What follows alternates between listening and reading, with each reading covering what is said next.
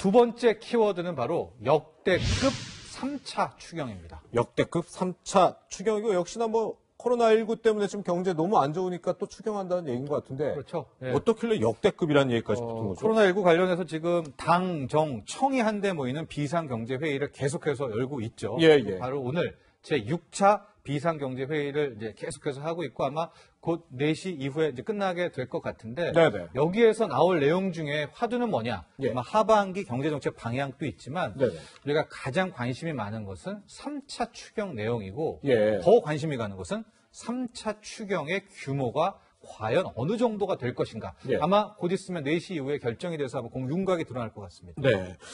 그동안에 이미 코로나19 1, 2차 추경 있었잖아요. 그때는 규모가 어느 정도였죠? 일단 1차 추경 같은 경우가 11조 7천억이었고요. 네. 2조가 12조 2천억 원이었는데 네네. 2차 추경 같은 경우에는 원포인트 추경이라고 해서 저 12조는 다 긴급재난지원금에 사용이 된 겁니다. 아, 그렇죠. 예, 그렇기 때문에 그 다음 3차가 큰 틀에서 보면 이제 섹터별 경기부양 대책으로 나오게 될 텐데요. 예. 가장 보수적으로 잡은 경우가 30조 원대를 지금 예상을 하고 있고 예.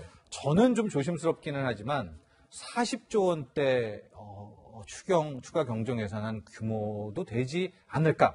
왜냐하면 40조요? 홍남기 경제부총리가 아마 단일 추경으로는 가장 클 것이다라는 얘기도 이제 우회적으로 얘기를 했거든요. 네네. 하고 4차를 또 하느니 오히려 3차를 더 크게 할 가능성도 높기 때문에 일단 네. 결과는 봐야 되겠지만은 또 규모에 굉장히 관심이 클 텐데 또 이렇게 되면 당연히 또 재정 적자라든가 그러게요. 그런 이제 국채에 대한 부분들이 또 이제 언급이 될 것으로 보입니다. 네.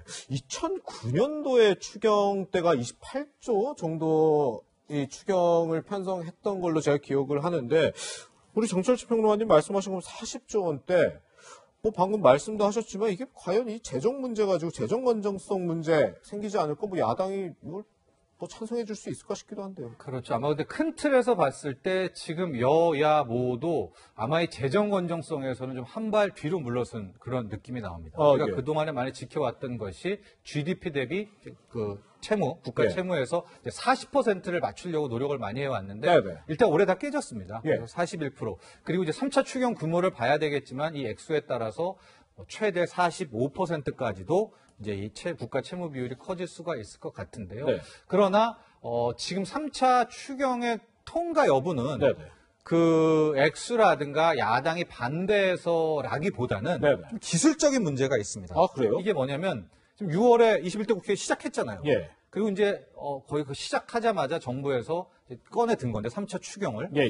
지금 잘 보면 21대 국회 원구성이 안 되고 있거든요. 네네. 근데 안 이게 되고 한 번 난항을 겪게 되면은 30일 이상도 이 원구성이 안 됩니다. 예. 원구성이 안 되면은 추경안을 통과시킬 수가 없죠. 아, 그러네요. 그래서 자칫 21대 국회가 이 뭐 상임위 누가 갖고 가냐 누가 갖고 가냐 이 문제를 가지게 될 경우에 7월도 넘어서서 원구성이 되고 그 다음에 추경안 뭐 통과 여부가 될 그것으로 보여서 오히려 현재는 3차 추경의 규모가 너무 많아서 뭐 안 된다 이런 차원을 떠나서 이제 기술적인 문제 21대 국회 원구성이 오히려 3차 추경 통과의 그런 시기를 정하지 않을까 이렇게 분석되고 있습니다. 네.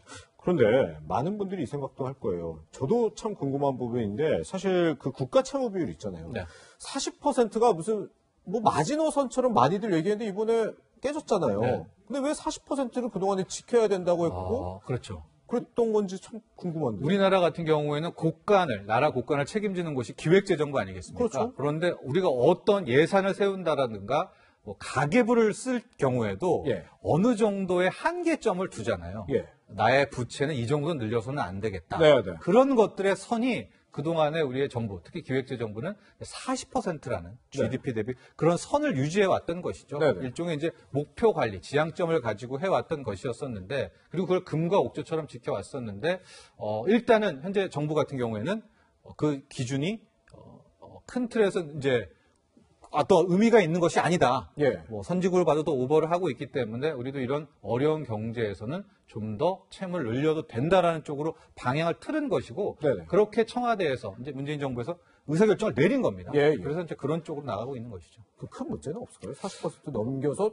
게다가 3차 추경 역대 최고급. 선순환과 악순환 모두를 생각해 볼 수가 있겠죠. 그러나 예. 지금 선택하는 것은 선순환이 뭐냐? 어려운 것을 막고 일단 예. 이 돈을 마진물을 통해서 오히려 GDP의 성장을 높여서 채무 비율을 낮추자라는 그런 바램과 노력으로 가고 있는 것이고요. 네. 다만 그것이 아닐 때에는 당연히 국가 채무에 대한 그런 위험도 함께 공존한다. 이렇게 볼 수 있겠습니다. 그렇군요.